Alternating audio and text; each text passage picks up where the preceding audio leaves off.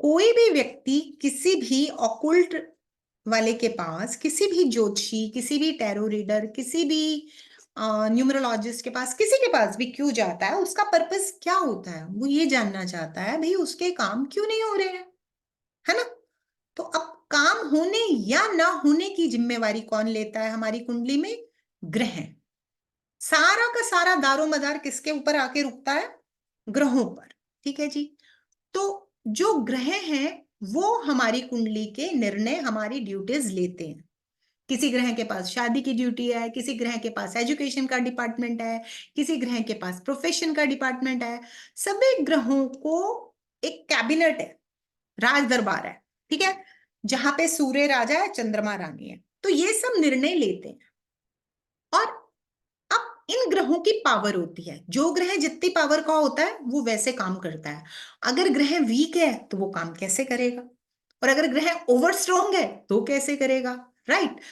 तो ग्रहों की पावर हम तीन तरीके से चेक करते हैं। ग्रहों की पावर तीन तरीके से चेक की जाती है। पहला, राशि परिवर्तन के आधार पर। लिख लीजिए, पहला, राशि परिवर्तन के आधार पर। राशि परिवर्तन से क्या मतलब है? ठीक है, एक बात बताओ, हम सब लोग अपने अपने घरों में रहते हैं। ये राशियां ग्रहों का घर है, ठीक है, तो ग्रह राशियों में रहते हैं। तो क्या हम सब 24 घंटे अपने अपने घर में रहते हैं?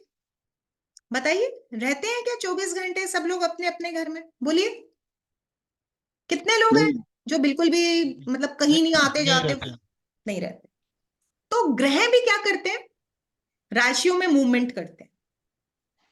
अब हमारा घर है पृथ्वी, मतलब कोई भी शहर, कोई भी नगर, कोई भी कोना हो धरती का, कोई भी देश हो, हम सब कहाँ घूमते हैं? एक नगर से दूसरे नगर, अपने रिश्तेदारों के घर, अपने पड़ोसियों के घर, अप मार्केट में, दफ्तर, घूमने चले जाते हैं विदेश, तो भी धरती पर। एरिया तो वही है ना, आसमान पे घूमने चले जाते हैं लोग, बसते थोड़े ना। तो वैसे ही ये जो ग्रह हैं इनके घर राशियां हैं।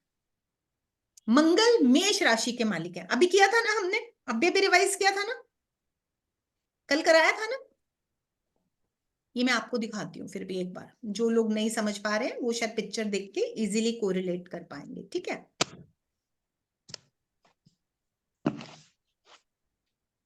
सी दिस, ये हमने कल किया था, है ना। जो मंगल है वो मेष राशि के मालिक हैं, ठीक है जी। अब मंगल मेष राशि में 24/7 नहीं रहेंगे, चेंज करेंगे। मतलब मेष राशि में भी जाएंगे, वृषभ में भी जाएंगे, मिथुन में भी जाएंगे, कर्क में भी जाएंगे, सिंह में भी जाएंगे, कन्या में भी जाएंगे, तुला में भी जाएंगे, बारी बारी से हर राशि में जाएंगे। ठीक है। तो जब ये अलग अलग राशियों के घर जाएंगे तो क्या इनकी पावर एक जैसी रहेगी? आप बताइए, जब हम किसी के भी घर जाते हैं, मतलब हम अपने पेरेंट्स के घर जाते हैं, हम अपने ससुराल जाते हैं, हम अपने फ्रेंड्स के घर जाते हैं, हम अपने बॉस के घर जाते हैं, हम दफ्तर जाते हैं, या फिर हम किसी ऐसे इंसान के घर जाते हैं जहां जिससे हमारी बनती नहीं है, पर हमारे को मजबूरी में या हालातों से उसके साथ निभाना है। वो पारिवारिक प्रेशर हो सकता है, वो सोशल प्रेशर हो सकता है, वो प्रोफेशनल प्रेशर हो सकता है। तो भी हम वहां जाते हैं, मुस्कुराते भी हैं, सब कुछ करते हैं, लेकिन क्या हम उतना फ्रीली, उतना खुल करके कोई भी बिहेव करते हैं? नहीं करते। तो ठीक ऐसे ही जब ग्रह भी एक दूसरे के घर जाते हैं तो उनके रंग ढंग बदल जाते हैं।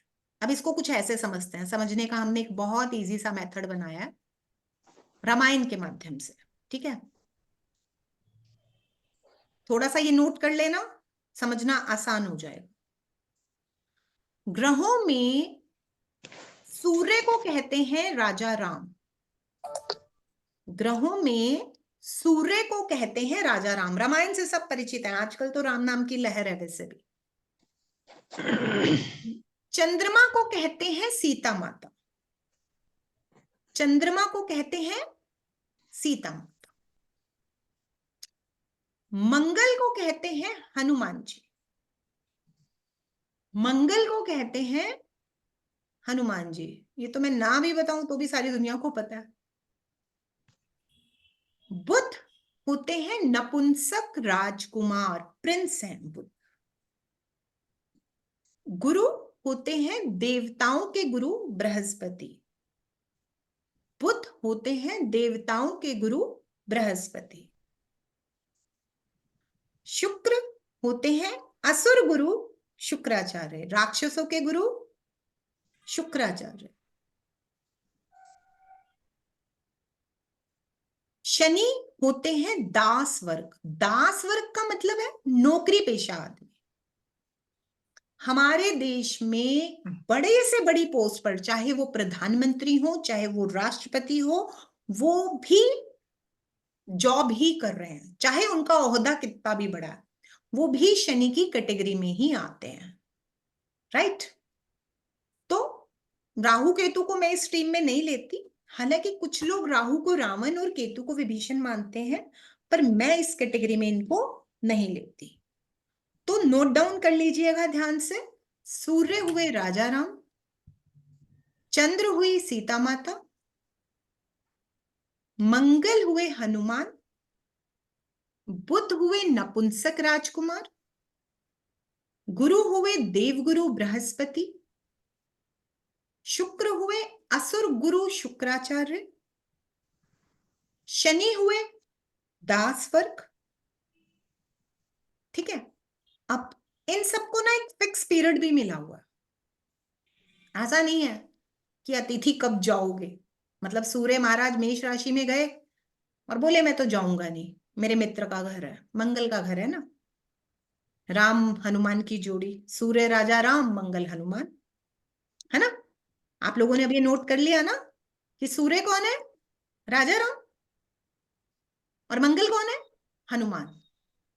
अब सूर्य महाराज मेष राशि में जाते हैं, तो मेष राशि तो वेलकम नहीं करेगी ना, मेष राशि के मालिक वेलकम करेंगे, क्योंकि राशियां तो चार दीवारी है। आप किसी के घर जाओ तो वहां की चार दीवारी थोड़ी आपको चाय पानी पूछती है, घर के मालिक पूछते हैं ना। मेष राशि के मालिक हुए मंगल, जो आपको वेलकम करेंगे। अब मंगल कौन है, राजा राम। ठीक है, तो सूर्य महाराज यानी राजा राम जब हनुमान के घर जाएंगे तो डेफिनेटली पावरफुल हो जाएंगे, है ना। अब राजा राम बोलेंगे भाई हनुमान तुम तो मेरी बहुत सेवा करते हो और मैं तो यहीं बस जाऊंगा, तो अयोध्या में जाके कह दो मुझे तो नहीं आना, वनवास से लौटते हुए बोल दे मैं तो किष्किंधा में ही रह जाता हूं। ऐसा हो सकता है क्या, नहीं हो सकता। तो लाइफ का ना यूनिवर्स का एक साइकिल है, हम सबको बंधन दिया है, हम सब बच्चे भी होते हैं, जवान भी होते हैं, बूढ़े भी होते हैं, और फिर खत्म, मतलब अपनी यात्रा पूरी करके आगे भी चले जाते हैं। तो एक साइकिल है। ऐसे ही सूर्य को 30 डेज का पीरियड मिला है, 30 दिन एक राशि में रहना है, उसके बाद आगे जाना है। चंद्रमा को 2.25 से 2.5 दिन का टाइम मिला है, एक राशि में कितना रहना, 2.25 से 2.5 दिन, उसके बाद आगे जाना है अगली राशि में। मंगल को 1.5 महीने का टाइम मिला है, बुध को 28 दिन का टाइम मिला है, गुरु महाराज को 12 से 13 महीने का टाइम मिला है, शुक्र महाराज को अगेन 28 दिन का टाइम मिला है। अब आगे शनि महाराज, शनि शनि धीरे धीरे, संस्कृत का शब्द है शनि शनि, 2.5 साल। अब आगे उल्टी बुद्धि के राहु केतु, 1.5 साल। राहु भी 1.5 साल, केतु भी 1.5 साल, क्योंकि ये दोनों एक ही के दो हिस्से हैं, अलग कहानी नहीं है। ठीक है, ये नोट कर लिया सबने, पहले बताओ यहां तक सबने नोट कर लिया, क्लियर है यस अभी तक? मैम। चलो यस मैम। अब हम राशि परिवर्तन को समझते हैं। पहले राशि परिवर्तन होता कैसे है हम ये समझते हैं। संक्रांति गई थी ना, अभी अभी अभी गई है ना मकर संक्रांति। पता है मकर संक्रांति क्या होती है? Yes ma'am. क्या होती है जी? सूर्य का एक मकर राशि से राशि दूसरी राशि में में। प्रवेश करना। बिल्कुल, संक्रांति या संग्रांद सूर्य के राशि परिवर्तन का दिन है। जिस दिन सूर्य अपनी राशि बदलते हैं उस दिन को संक्रांति कहा जाता है। और जिस दिन सूर्य मकर राशि में आते हैं, प्लीज अपने अपने माइक्रोफोन बंद कीजिए।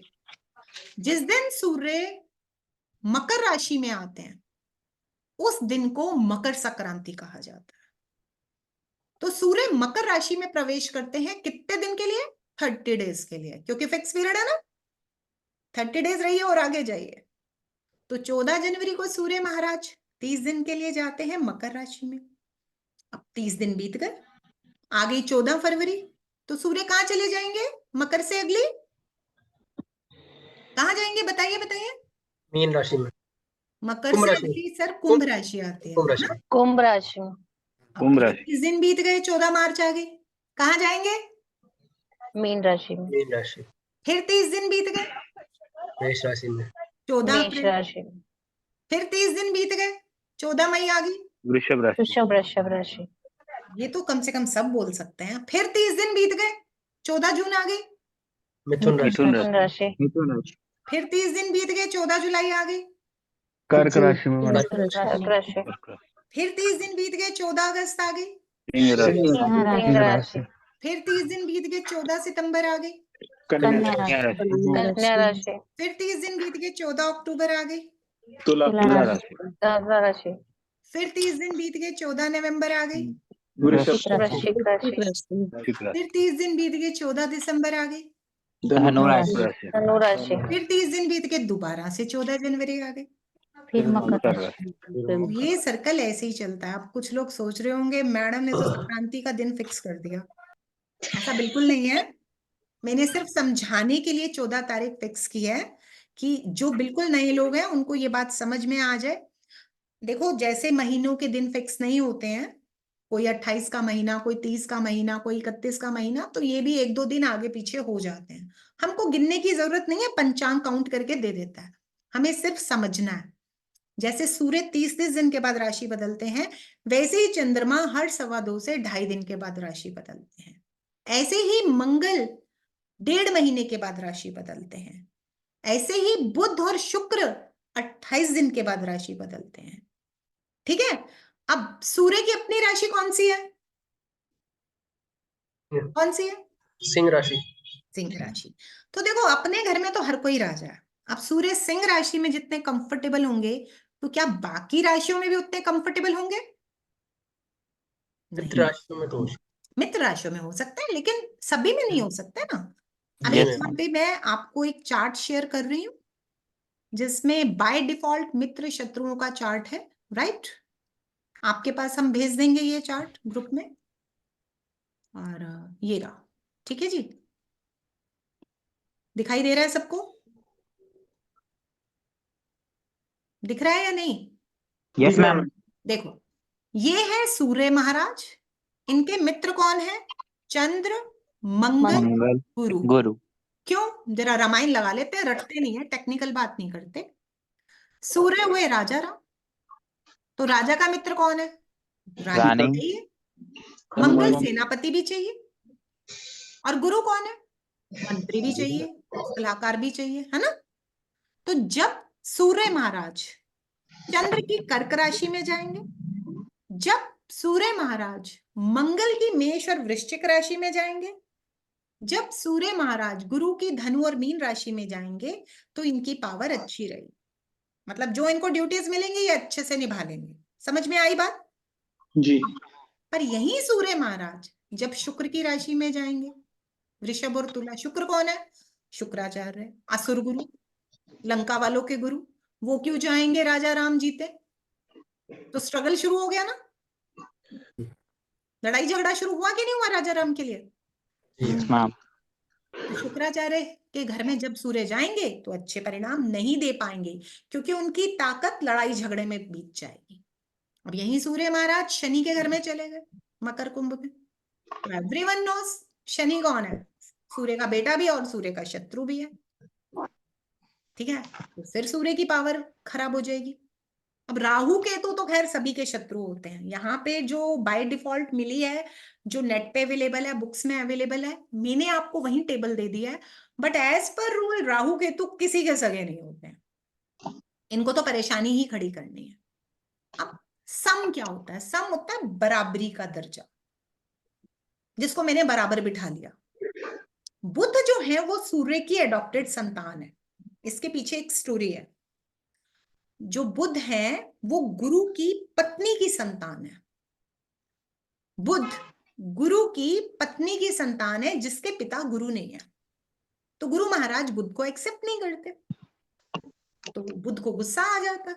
बुध वहां से निकल पड़ता है कि भाई यहाँ तो माँ के साथ में रहता हूँ, तो माँ के जो हस्बैंड है वो तो मेरा आदर सत्कार करते नहीं, मुझे प्यार करते नहीं, मेरा अपमान करते हैं, वो भटक रहे होते हैं। अब जैसे हमारे घरों में होता है, छोटे बच्चे को हर कोई शिकार बनाना चाहता है, उसको अपने हिसाब से मैन्युपुलेट करते हैं लोग, है ना। हम अपने घर के कमजोर मेंबर्स को और बच्चों को बचा के रखते हैं बुरे लोगों से। तो अब बुध महाराज पे राक्षस वर्ग वाले, यानी कि जो राक्षसी स्वभाव के प्लैनेट है, वो उनको कंट्रोल करने की कोशिश करते हैं। तो सूर्य महाराज जो सबके जनक हैं, सबसे बड़े हैं, वो बुध को एडॉप्ट कर लेते हैं, क्योंकि ये बच्चे हैं, अच्छे के साथ अच्छे हो जाएंगे, बुरे के साथ बुरे हो जाएंगे।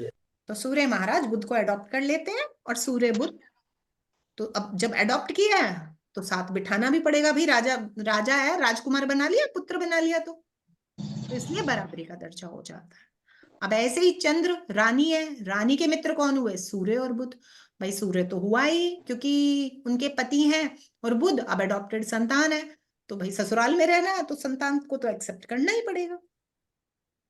अब क्योंकि चंद्रमा रानी है और मन है, वो किसी को शत्रु मानती नहीं है, तो सारे चले गए बराबरी की कैटेगरी में।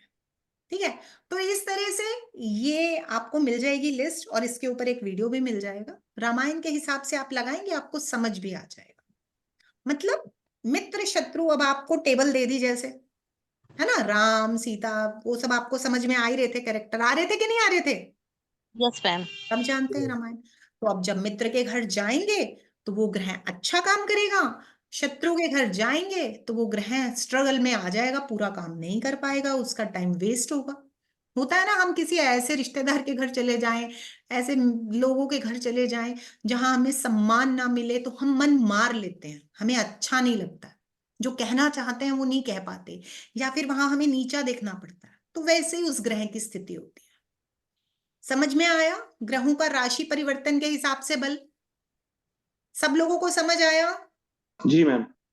हालांकि इसमें एक उच्च और नीच Yes, का ma'am. पैरामीटर भी होता है, लेकिन वो हमें यहाँ करने की रिक्वायरमेंट नहीं है, तो मैं इसलिए नहीं करा रही हूँ। ठीक है, आप साधारण वे से भी समझ सकते हैं कि भाई कौन सा ग्रह मित्र के घर है, कौन सा ग्रह है शत्रु के घर है। चलिए नेक्स्ट टॉपिक पे। क्लियर सबको? Yes, ma'am. पक्का? Yes, ma'am. जी मैम। ठीक है। सुमित्रा जी हाथ क्यों खड़े कर रही हैं? उच्च नीच के अलावा मैडम एक वर्गोत्तम वगैरह भी तो होता है ना, जिसको मैडम एक मिनट मैडम, ओ राहुल जी, वो नौमाशा का कॉन्सेप्ट है, वो वैदिक एस्ट्रोलॉजी का पार्ट है। Okay okay okay. वर्गोत्तम भी होता है, सर्वोत्तम भी होता है, और वो पुष्कर वक्री, नौमाश, वक्री एक स्टार लगा होता है, वक्री। वक्री तो भी आएंगे, वक्री पे तो आएंगे अभी, ओके पर वर्गोत्तम इज डिफरेंट। Okay ma'am. हाँ जी बोलिए। मैडम जी मैडम मुझे ये जानना था, सूर्य का राशि परिवर्तन जैसा हमें पता चल जाता है मकर, क्योंकि मकर राशि में चला गया संक्रांति में, बाकी जो ग्रह हैं वो कब कहाँ जा रहे हैं, उसके लिए हम कहाँ पे देखें? पंचांग में जाके देखिए, रोज का पंचांग निकालिए। अच्छा ठीक है, थैंक यू मैडम। ठीक है, ओके चलिए मैम next। हाँ जी हेलो। जी। हाँ मैं बोल रहा था कि वो कुंडली जब मन का कल बनाया था, ये आपको शेयर भी किए हैं कुंडली शाम को 4 बजे क्लास में, उसमें देखिएगा वो एरो एरो टाइप का कुछ रुक पार्ट जाइए रहता है। मिलन जी, रुक जाइए रुक जाइए, चल रहे हैं, जितनी जरूरत है सब करवाएंगे। ठीक है मैम, थैंक यू। हाँ, उच्च नीच की यहाँ जरूरत नहीं है, तो मैं नहीं करवा रही हूँ। वो एक परिस्थिति होती है कि भाई कौन से पर्टिकुलर ग्रह में जाकर के, राशि में जाके ग्रह बहुत ज्यादा पावरफुल हो रहा है, कहाँ जाके बहुत डाउन हो रहा है, पर वो वैदिक एस्ट्रोलॉजी का पार्ट है, तो इसलिए उसको यहाँ करने की जरूरत नहीं है। हमें जितनी चीजों की जरूरत है प्रेडिक्शंस के लिए, हम अभी यहाँ वही करेंगे। ठीक है और उसमें उसमें मैम ऊपर में कुछ नंबर भी लिखे होते हैं। सर जी, अभी पहुंच रहे हैं ना मिलन जी। अभी कल कितनी आपने कितनी क्लासेस लगा ली मिलन जी? ये आज दूसरी है मेरी। अब आप चाह रहे हैं कि मैं तो बीए ही कर जाऊं एक दिन में, ऐसा थोड़ा होता है। चल रहे हैं ना सर, ठीक है मैम, जो सिखाना जरूरी है सब सिखाएंगे। ठीक है, ठीक है, ओके। ठीक है, देखो आप जानते हैं बच्चों को पढ़ाना और बड़ों को पढ़ाने में ना एक बहुत भयंकर डिफरेंस होता है। क्या वजह? विशाली जी सब लोग अभी हैंड डाउन रखो, अभी सवालों का टाइम नहीं है, टाइम पास नहीं करना हमें जी। देखिए बच्चे ना कच्ची मिट्टी होते हैं, ठीक है, खाली गिलास, उनको आप जैसा देते हैं वो कर लेते हैं।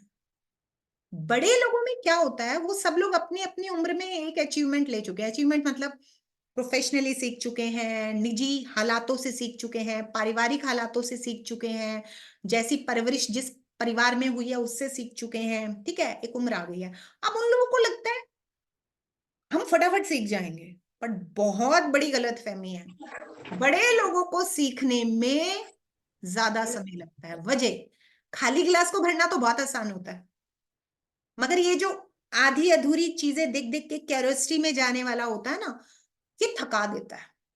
क्योंकि एबीसी के बाद में आपको शब्द बनाने सिखाए गए थे, शब्द बनाने के बाद आपको लाइनें बनानी सिखाई गई थी, लाइनों के बाद आपको पैराग्राफ सिखाया गया था, ऐसे हुआ था ना। तो स्टेप बाय स्टेप चलने दीजिए, ठीक है। अगर कॉन्सेंट्रेट करेंगे तो सब पढ़ना आ जाएगा। ओके फाइन, अब हम नेक्स्ट स्टेप पे चलते हैं। ये था ग्रहों का बल राशि परिवर्तन के आधार पर। अब हम चलते हैं सेकेंड स्टेप पर। अब हमारा आएगा ग्रहों का बल चाल के आधार पर, राइट। अब ये तो हमें पता चल गया कि ग्रह चल रहे हैं, ये तो पता चल गया ना, ग्रह चल रहे हैं, तभी तो राशि बदल रहे हैं। तो चाल दो तरह की होती है। कितनी तरह की होती है? दो तरह की होती है। अब चाल को समझने के लिए हमें जो चाल है वो होती है दो तरह की। एक होती है वक्री और एक होती है मार्गी। एक होती है वक्री और एक होती है मार्गी। वक्री का मतलब होता है उल्टा और मार्गी का मतलब होता है सीधा। वक्री का मतलब होता है उल्टा और मार्गी का मतलब होता है सीधा। अब उल्टा माने क्या? अभी हमने ग्रहों का सीरियल ऑर्डर किया था, मतलब सीरियल ऑर्डर माने राशियों का सीरियल ऑर्डर। अभी मैंने आपको बताया था कि ग्रह राशियां बदलते हैं, राइट। जब ग्रह राशियां सीरियल ऑर्डर में बदलते हैं, सीधे जो सीक्वेंस है बाय डिफॉल्ट, मतलब मेष से वृषभ, वृषभ से मिथुन, मतलब मेष, सपोज मंगल है, 45 दिन मेष में रुका, 45 दिन के बाद कहां चला गया? अगली राशि वृषभ में। फिर 45 दिन बीते, कहां चला गया? मिथुन में। फिर 45 दिन बीते, कहां चला गया? कर्क में। फिर 45 दिन बीते, कहां चला गया? सिंह में। फिर 45 दिन बीते, कहां चला गया? कन्या में। फिर तुला, फिर वृश्चिक, फिर धनु, फिर मकर, फिर कुंभ और फिर मीन। ये तो हुई सीधी चाल। इसको बोलते हैं मार्गी चाल, सीधा सीधा रास्ता चलना। तो टोटल 9 ग्रह हैं। 9 में से 2 ग्रह, 9 में से 2 ग्रह सूर्य और चंद्र हमेशा सीधे चलते हैं। सूर्य हुए राजा, चंद्र हुई रानी, तो भाई ये तो सीधा ही चलेंगे, ठीक है। अब बारी आती है राहु केतु की। पहली बात तो ग्रह नहीं है, धक्के से टीम में शामिल हुए हैं, तो इनकी चाल तो उल्टी होगी। जो बाकी लोग कर रहे हैं, जो ग्रह करते हैं, जो देवता करते हैं, इनका रहने का रहन सहन उल्टा है। मतलब ये सीरियल ऑर्डर में चलते हैं उल्टे। ये देखिए कैसे, ये मीन में 1.5 साल काट के कुंभ में जाएंगे 11वीं राशि में, फिर 11वीं कुंभ राशि में 1.5 साल काट के मकर में जाएंगे, फिर 1.5 साल मकर में काट के 9वीं धनु राशि में जाएंगे। मतलब सीरियल ऑर्डर में उल्टा।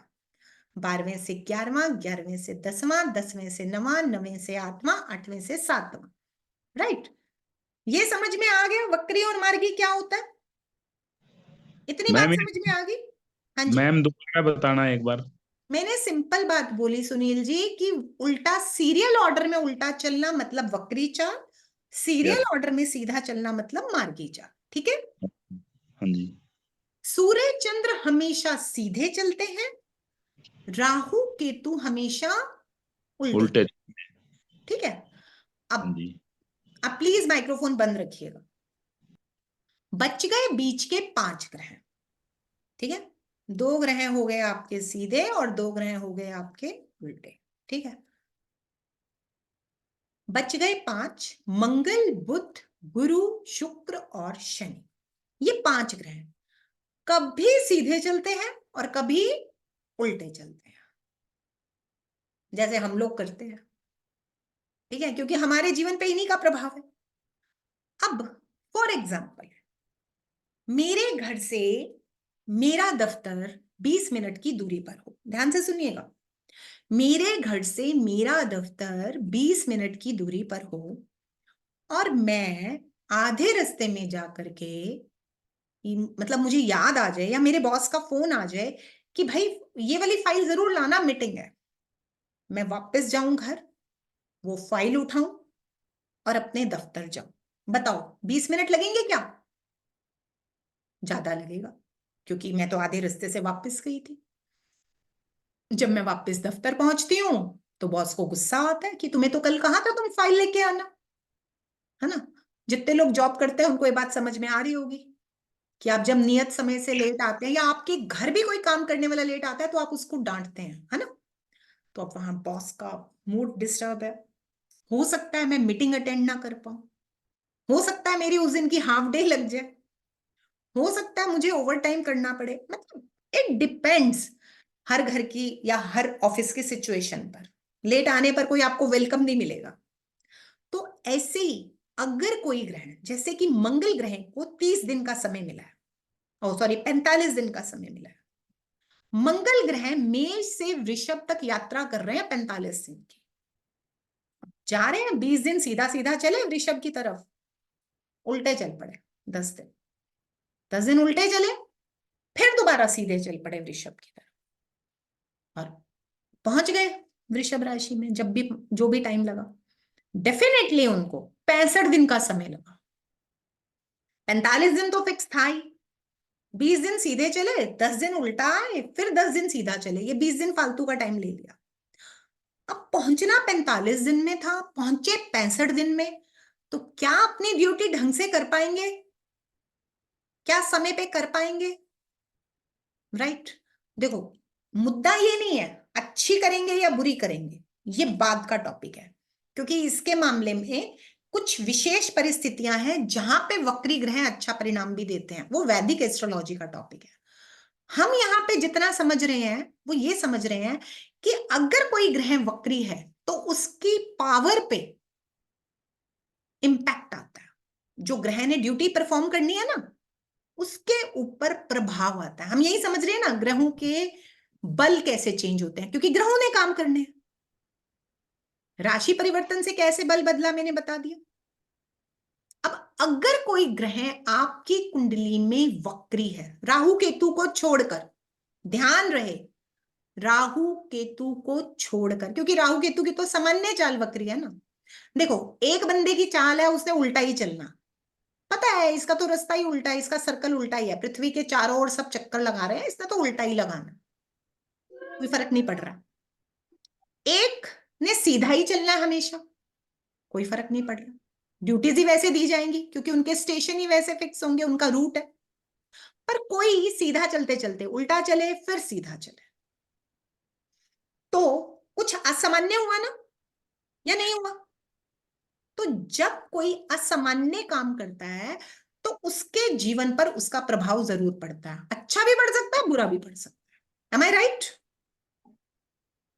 समझ में आया कि किसी भी ग्रह के वक्री होने पर कैसे पावर चेंज हो सकती है, राइट? अब आपको ये दिखाई कैसे देते हैं? आप लोगों ने अपने अपने चार्ट बनाए होंगे और उसके अंदर आप लोगों ने कुंडली जब देखी होगी तो आपको ये देखिए, जैसे आपका सवाल आ रहा था, अब जितने भी प्लैनेट्स के ऊपर आपको ये स्टार दिखाई दिया हो, जितने भी ग्रहों के ऊपर ये स्टार का निशान दिखाई देगा, दिस वन स्टार दिखाई दे रहा है ना, जैसे कि केतु पे स्टार है, करेक्ट, जैसे कि राहु पे स्टार है। अब ये लोग यू बोल रहे हैं होंगे कुछ लोग, देखिए यू से बनता है यूरेनस, जो हमारे सिलेबस का पार्ट नहीं है, प्लूटो भी हमारे सिलेबस का पार्ट नहीं है, और इसके अलावा नेपच्यून भी। प्लीज नोट डाउन कर लें, यूरेनस, नेपच्यून एंड प्लूटो, इन तीनों पे हमें काम नहीं करना, करेक्ट। शनि वक्री है मैम। हाँ, शनि वक्री है, गुरु भी वक्री है, हाँ, ठीक है, शनि वक्री है और गुरु वक्री गुरु है। भी वक्री है, राइट। दूसरी बात ध्यान दीजिएगा, कुछ लोगों ने जो चार्ट निकाले होंगे वो इंग्लिश में निकाले होंगे, मैं उनकी कंफ्यूजन क्लियर कर देती हूँ। चंद्रमा MO होता है, MO, मून यानी कि MO, आपकी अगर इंग्लिश में आपने वर्जन निकाला है। मंगल MA होता है, MA यानी कि मार्स। गुरु JU होता है, JU यानी कि जुपिटर। शुक्र VE होता है, यानी कि वीनस, VE वीनस। बुध मरक्यूरी होता है, ME। सूर्य सन, SU। राहु केतु तो समझ में आ ही जाएंगे, KE Ketu, RA Rahu. Shani Saturn, SA, और जिनके ऊपर भी स्टार लगा है वो आपकी कुंडली का वक्री ग्रह होता है।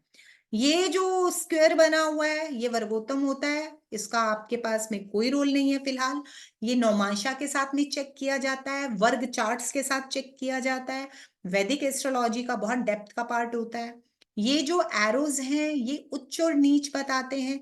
ये वाला एरो अस्त बताता है, ये वाला एरो जो शुक्र के साथ आपको दिखाई दे रहा है ना, सी दिस वन, ये वाला एरो V, उल्टा V, ये अस्त बताता है। अस्त का मतलब ये होता है, इसको आप समझ लीजिए जैसे कि सूर्य अस्त हो, मतलब सूर्य हमारी तरफ ना होकर दूसरी तरफ, माने सूर्य की रोशनी हम तक नहीं आ रही। मन्नत जी रिकॉर्डिंग आएगी, अब इससे भी स्लो बोलूंगी तो कैसे चलेगा, मेन बात लिखो ना। सूर्य की रोशनी हम तक नहीं आ रही, सूर्य अस्त हो चुका, तो हम क्या कर रहे हैं, सब्स्टिट्यूट यूज कर रहे हैं, लाइट जला रहे हैं, हीटर जला रहे हैं, आग जला रहे हैं, जनरेटर चला रहे हैं, राइट, मोमबत्ती जला रहे हैं, जो भी जिसके पास ऑप्शन अवेलेबल है, राइट। हम सूर्य की कमी को पूरा करने के लिए ज्यादा मेहनत कर रहे हैं, तब भी जरूरी नहीं है कि एग्जैक्ट सूर्य बन जाए, वो तो बनेगा ही नहीं। तो ऐसे ही अस्त का कॉन्सेप्ट होता है, देखो सारे ग्रह ना लाइन में चल रहे हैं, पृथ्वी के चारों ओर एक सर्कल है, घूम रहे हैं ऐसे गोल गोल गोल गोल। जब घूमते हुए कोई भी ग्रह सूर्य के बहुत क्लोज आ जाता है, आप में से कोई भी नंगी आंख से सूर्य देख पाता है क्या, देख पाते हो क्या? वैसे ही कोई भी ग्रह जब सूर्य के बहुत नजदीक आ जाता है तो उसकी रोशनी सूर्य की रोशनी के नीचे दब जाती है, करेक्ट। स्टार का मतलब वक्री है, पॉम्पी राय जी इसको वक्री ग्रह कहते हैं। तो जो सूर्य है उसके साथ कोई भी ग्रह बहुत क्लोज आ जाता है तो वो अस्त हो जाता है उतने टाइम के लिए, जब तक वो सूर्य की तेज रोशनी से दूर नहीं हो जाता तो वो अस्त होता है।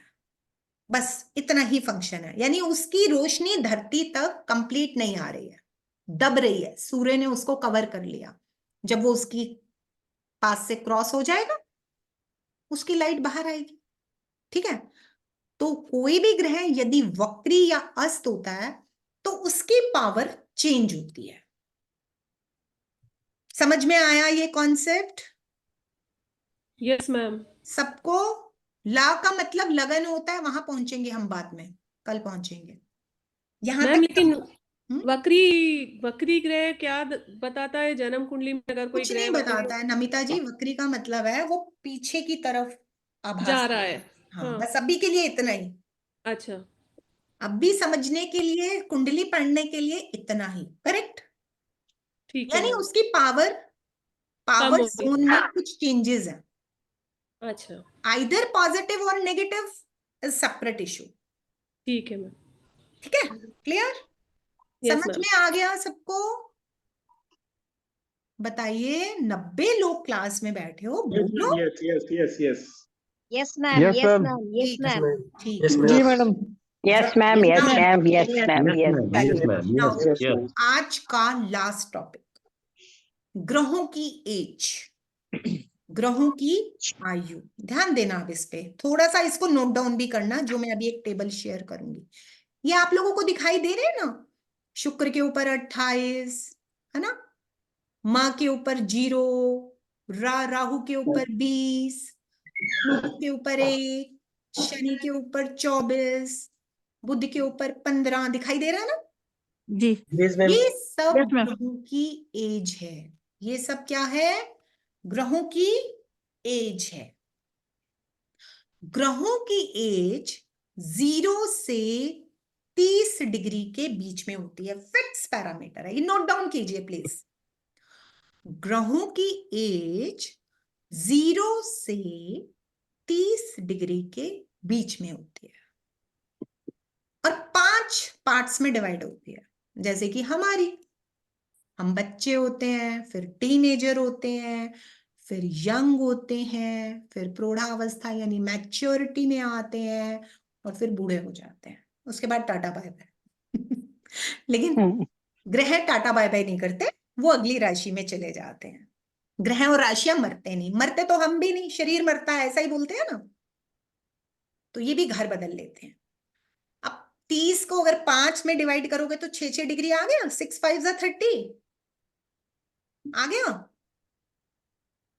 तो 0 से 6 डिग्री होता है चाइल्ड एज, 0 से 6 डिग्री होता है चाइल्ड एज, 6 से 12 डिग्री होता है टीन एज। इसको ना ऐसा मान लो जैसे आप घंटे और मिनट करते हो ना, 0 से 6 यानी 5:59 तक बाल्यावस्था। जैसे ही 6 आया तो 6 बजकर मतलब सेकंड शुरू होगा ना, 6:01, 6:01 से 11:59 तक टीनेज किशोरावस्था।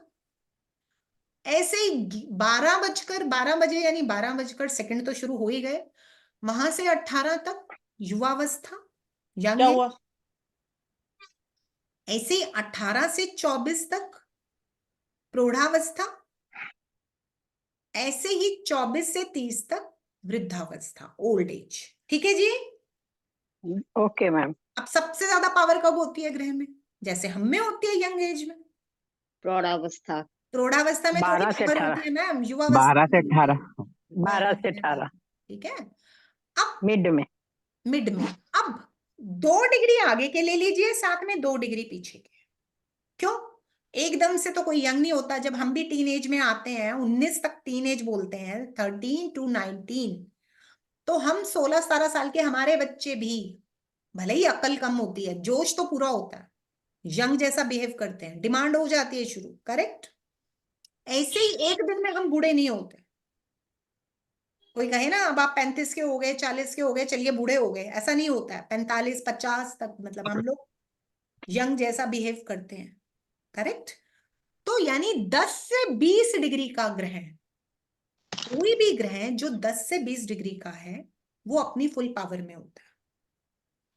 अच्छे परिणाम देने हैं तो अच्छे भी देगा, और बुरे देने हैं तो बुरे भी देगा। राइट। ये आप, आई होप आप सबने ये उतार लिया होगा। अब मैं आप लोगों को ये दिखा रही हूं, इसके अंदर आप लोग मुझे बताएंगे कौन सा ग्रह किस एज का है। बुध बताइए कौन सी आयु का है? बुध का युवा। युवावस्था 15 डिग्री का, 12 से 18 में आ गया, ठीक है ना? शुक्र कितने डिग्री का? प्लीज जिनके घर से बच्चे की आवाज है माइक्रोफोन बंद रख लें, आई रिक्वेस्ट। वृद्धावस्था में। वृद्धावस्था। वृद्धावस्था में, हाँ जी। वृद्धावस्था। चंद्रमा बालावस्था में। बालावस्था।